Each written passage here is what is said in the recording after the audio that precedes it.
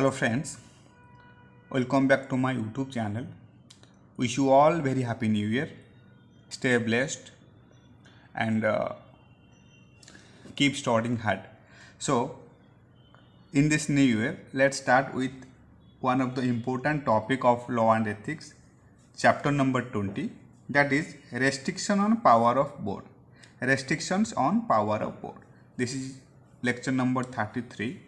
And this topic already appeared in December 2017 examinations, which is carries 7 marks. So very important for your examination point of view. It may come in your upcoming examinations, right? So without wasting any further time, let's get started. As we know that restriction on power of board falling under section 180. Section 180. Remember, restriction on power of board falling under section 180. सो इसमें 4 point है, only 4 point, mainly 4 दिए गए हैं. मतलब कि आप use तो कर सकते हैं पावर, बट ऐसे नहीं. मतलब आपको इसलिए बीआर की ज़रूरत होता है. बीआर मतलब बोर्ड रिजोल्यूशंस, एंड उसके साथ साथ special resolutions. SR means special resolutions. जब ये दोनों हो जाएगा तब उसके बाद ही आप ये काम कर सकते हैं. सिर्फ बोर्ड रिजोल्यूशन से ये काम नहीं हो सकता.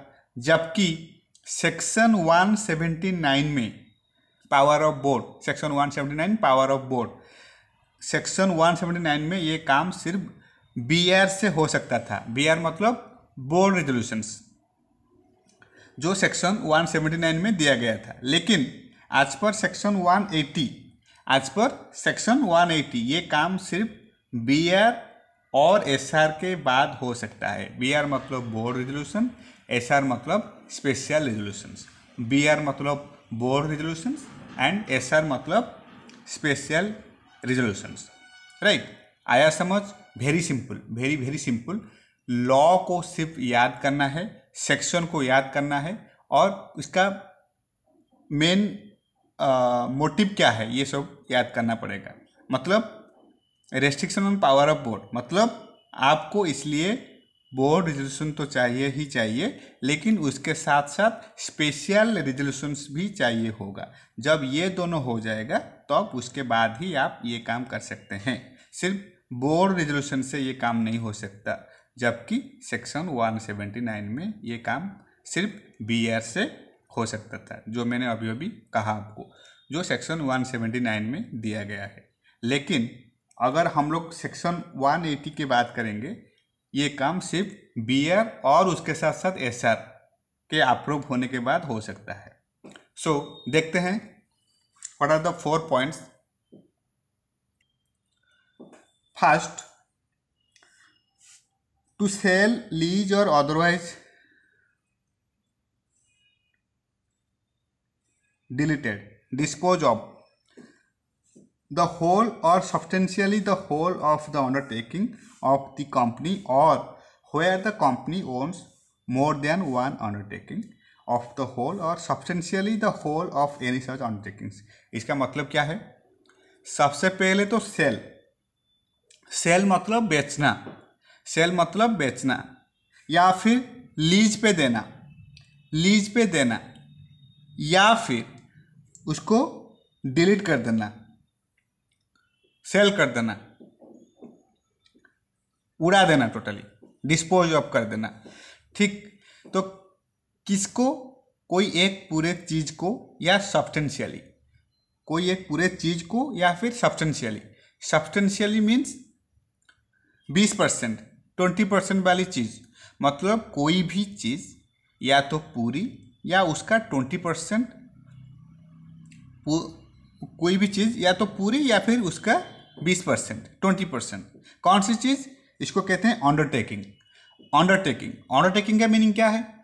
अंडरटेकिंग का मतलब सिंपली भाषा में कि कंपनी का कोई एक पार्ट, कंपनी का कोई एक पार्ट वो आप सेल किए हो, राइट, लीज पे दिए हो या उसके उड़ा दिया हो. ठीक, तो अंडरटेकिंग मतलब अंडरटेकिंग कंपनी का एक पार्ट, और उस पार्ट का या तो पूरा या तो सब्सटेंशियली, मतलब उस पार्ट का 20%। ठीक, तो क्या बोलते हैं, वो ऑनर टेकिंग कैसे कहा जाएगा? वो ऑनर टेकिंग मतलब कंपनी का जो पार्ट है, वो कंपनी का पार्ट 20% से ज़्यादा की कमाई दे रहा है, 20% की ज़्यादा की कमाई दे रहा है, तो उस केस में बीआर एंड एसआर की ज़रूरत पड़ेगी। बीआर एंड एसआर की ज़रूरत पड़ेगी। बीआर के मतलब बोर्ड रेजोल्यूशंस एंड एसआर के मतलब स्पेशल रेजोल्यूशंस। ओके, सो कुछ भी नहीं है इसमें, वेरी सिंपल। अगर डाउट है इस पॉइंट में फिर भी आप मुझे कमेंट सेक्शन में लिख कर बता दीजिए, मैं उसको और अच्छे से समझाऊंगा। ठीक है, तो first point is to sell, lease और otherwise dispose of the whole और substantially the whole of the undertaking. Substantially means 20%, 20%, right? The whole of the undertaking of the company, or where the company owns more than one undertaking of the whole, or substantially the whole of any such undertaking. In that case, BR and SR की जरूरत होता है, right? Substantially का मतलब होता है 20% वाली चीज़, मतलब कोई भी चीज़ या तो पूरी या उसका 20% अंडरटेकिंग वाला। और अंडरटेकिंग का मतलब क्या है कि कंपनी का कोई एक पार्ट वो आप सेल किए हो, लीज पे दिए हो या फिर डिलीट कर दिए हो। ठीक, तो अंडरटेकिंग मतलब होता है कि कंपनी का एक पार्ट और उस पार्ट का या तो पूरा या तो सब्सटेंशियली, मतलब उस पार्ट का 20%। तो क्या बोलते हैं, वो अंडरटेकिंग कैसे कहा जाएगा? वो अंडरटेकिंग मतलब कंपनी का जो पार्ट है, वो कंपनी का पार्ट 20% से ज़्यादा की कमाई दे रहा है, 20% से ज़्यादा की कमाई दे रहा है। तो उस केस में क्या करेंगे हम लोग ना, बीआर एंड एसआर के पास करना पड़ेगा। बीआर का मतलब बोर्ड रेजोल्यूशंस एंड एसआर के मतलब special resolutions, right? Now comes to second point. If you understood first point, then we can come to second point. Second point का मतलब ये होता है, ये बोलता है to invest otherwise in trust security, to invest otherwise in trust securities, the amount of compensation received by it as a result of any merger or amalgamation. To invest otherwise in trust securities, the amount of compensation received by it as a result of any merger or amalgamation. मतलब simple में समझाता हूँ आपको, इसका मतलब ये है to invest मतलब इन्वेस्ट करना, राइट? सिर्फ डायरेक्टर इन्वेस्ट नहीं कर सकता है बिना एसआर के परमिशन से, ठीक? Otherwise in trust security, otherwise in trust securities means trust security में इन्वेस्ट कर सकते हैं, राइट? ट्रस्ट सिक्योरिटी में इन्वेस्ट कर सकते हैं, इसके अलावा किसी और से इन्वेस्ट नहीं कर सकते हैं। Very very simple, very very simple. The amount of compensation received by it, इसका मतलब जो कॉम्पेंसेशन मिल रहा है उसके इन्वेस्टमेंट की बात हो रही है, उसके इन्वेस्टमेंट की बात हो रही है। वो कॉम्पेंसेशन कहाँ से मिल रहा है आपको? या तो मर्जर से या अमलगमन से, या तो मर्जर से या फिर अमलगमन से। मतलब अमलगमन और मर्जर से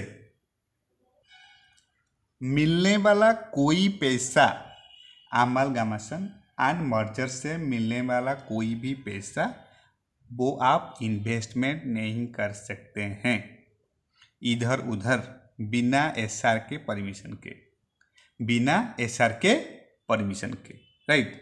लेकिन आप उसको ट्रस्ट सिक्योरिटी में कर सकते हैं, इन्वेस्ट कर सकते हैं, ट्रस्ट सिक्योरिटीज में इन्वेस्ट कर सकते हैं। Very simple and very very easy. Hope you understand these 2 points. Second point, very important, to invest otherwise in trust security, the amount of compensation received by it as a result of any merger or amalgamations. मतलब और एक बार समझाता हूँ आपको, to invest करने को मना कर रहा है, इन्वेस्ट करने को मना कर रहा है। सिर्फ डायरेक्टर इन्वेस्ट नहीं कर सकता है बिना एसआर के परमिशन, बिना एसआर के परमिशन से, right. Otherwise in trust security, मतलब आप उसको ट्रस्ट सिक्योरिटी में इन्वेस्ट कर सकते हो, इसके अलावा किसी और से इन्वेस्टमेंट नहीं कर सकते हैं। ये बोलता है section 180। The amount of compensation received by it, इसका मतलब जो कॉम्पेंसेशन मिल रहा है उसके इन्वेस्टमेंट की बात हो रहा है। वो कॉम्पेंसेशन कहाँ से मिल रहा है? या तो मर्जर से या अमालगमेशन से, मर्जर से या तो अमालगमेशन से। मतलब अमालगमेशन एंड मर्जर से मिलने वाला कोई भी पैसा वो आप इन्वेस्ट नहीं कर सकते हैं इधर या फिर उधर बिना एसआर के परमिशन के, राइट। लेकिन ट्रस्ट सिक्योरिटी में कर सकते हैं। So hope you understood both point very well. Now comes to point number C. Point number C. तो point number C क्या कहता है? To borrow money where the money to be borrowed. To borrow money where the money to be borrowed. To borrow money where the money to be borrowed with money already borrowed by the company will exceed aggregate of its paid up share capital and free reserves apart from temporary loans obtained from the company's bankers in the ordinary course of business. In the ordinary course of business. इसका मतलब क्या हुआ? ये बोलता है simply भाषा में, आप बोरो कर रहे हैं मनी, कितना आप बोरो कर रहे हैं, मतलब कंपनी बोरो कर रहा है और आप परमिशन दे रहे हो, जितना बोरो है और जितना आप बोरो करने जा रहे हो, इन दोनों का जोड़ के वो paid up capital plus free reserve plus security premium, remember paid up capital plus free reserve plus security premium से ज़्यादा है तो उस केस में आपको एसआर पास करना पड़ेगा। एसआर का मतलब स्पेशल रिजोल्यूशन, आपको एसआर पास करना पड़ेगा।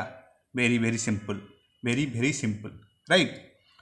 पर ये जो बोरो कर रहे हैं, अगर ये टेम्पररी लोन है, ये जो बोरो कर रहे हैं अगर ये टेम्पररी लोन है तब ये इसमें नहीं आता है, ये एक्सेप्शन है। वो इसलिए टेम्पररी लोन जो होता है वो आपको किसी भी टाइम पे करना होगा, या तो फिर उसकी टाइम लिमिट है, वो 6 मंथ वाला केस हो, ठीक। तो टेम्पररी लोन एप्लीकेबल नहीं है। आज it's used for ordinary course of business. आया समझ? Very simple, very simple. To borrow money where the money to be borrowed together with the money already borrowed by the company will exceed aggregate of its paid up share capital and free reserves apart from temporary loans obtained from the company's banker in the ordinary course of business. Means आप बोरो कर रहे हैं money, कितना आप बोरो कर रहे हैं, मतलब कंपनी बोरो कर रहा है और आप उसको परमिशन दे रहे हो, जितना बोरो है और जितना आप बोरो करने जा रहे हो, जितना बोरो ऑलरेडी है और जितना आप बोरो करने जा रहे हो, इन दोनों को जोड़ के वो पेड अप कैपिटल हो प्लस फ्री रिजर्व हो प्लस सिक्योरिटी प्रीमियम हो, इससे ज़्यादा है तो उस केस में आपको एसआर का पास करना पड़ेगा। एसआर का मतलब स्पेशल रेजोल्यूशंस। पर ये जो बोरो कर रहे हैं अगर ये टेम्पररी लोन है, in that case also it exempt, और ये बाहर होता है क्योंकि जो टेम्पररी लोन होता है ये आपको किसी भी टाइम पे करना होगा, या तो फिर उसकी टाइम लिमिट दिया गया है जिसको हम लोग 6 मंथ कहते हैं। 6 मंथ के अंदर जो टेम्पररी लोन को दिया जाता है उस 6 मंथ और उससे कम होता है, टेम्पररी लोन एप्लीकेबल नहीं है। आज it's used for ordinary course of business. आया समझ? Very simple. Okay, so now we should go to next point number D. That is to remit to remit or give time for the repayment of any debt due from a director. To remit or give time for the repayment of any debt due from a director. इसका मतलब क्या हुआ? Very simple. इसका मतलब क्या हुआ? इसका मतलब ये हो गया कि डायरेक्टर का जो आपने लोन दे रखा होगा, डायरेक्टर का आपने जो लोन दे रखा होगा, या डायरेक्टर का कोई डेब्ट ड्यू होगा, या फिर डायरेक्टर का कोई डेब्ट ड्यू होगा, राइट. उसको क्या बोलते हैं? टाइम देना, या फिर उसको रेमिट कर लेना, ये डिसीजन भी एसआर के बिना नहीं पास हो सकता. ये डिसीजन भी एसआर के बिना नहीं पास हो सकता. एसआर का मतलब स्पेशल रेजोल्यूशन. लेकिन बैंकिंग कंपनी जो है वो एक्सक्लूडेड होता है. इसमें बैंकिंग कंपनी एक्सक्लूडेड होता है. So for all these 4 cases SR के तो इम्पोर्टेंस होता है, एंड ऑल्सो उसके साथ साथ बीआर के भी. बीआर का मतलब board resolutions, right.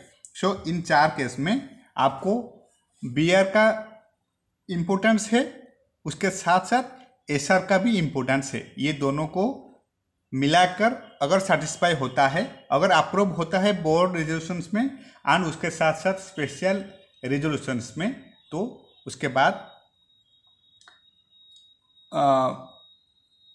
Board of director के पास पावर है, वो अप्रूव कर सकता है. ठीक है. सो उसके बाद थोड़ा बहुत पॉइंट है जो एग्जाम के लिए इम्पोर्टेंट नहीं है, लेकिन फिर भी हम लोगों को याद रखना चाहिए. The special resolution relating to borrowing money exceeding paid up capital. Remember, the special resolution relating to borrowing money exceeding paid up capital and free reserves specify the sum total amount up to which the money may be borrowed by the board. The title of buyer or the person who takes on lease any property, investment or undertaking on good faith. Remember, on good faith cannot be affected, and also in case if such sale or lease covered in the ordinary course of such company. ये बोलता है the title of buyer or the person who takes on lease property, investment or undertaking on good faith. अगर good faith में ले रहा है property, investment or undertaking, then cannot be affected, and also in case of such sale or lease covered in the general business, ordinary course of business, right. Then another point, the resolution may also stipulate the conditions of such sale and lease, but this does not authorize the company to reduce its capital except the provisions contained in this section. Means the resolution may also stipulate some conditions of such sale and lease, जो कि हम लोग point A में दिया गया था. But this does not authorise the company to reduce its capital except the provisions contain in this section. Then last but not the list, the डेब्ट incurred by the company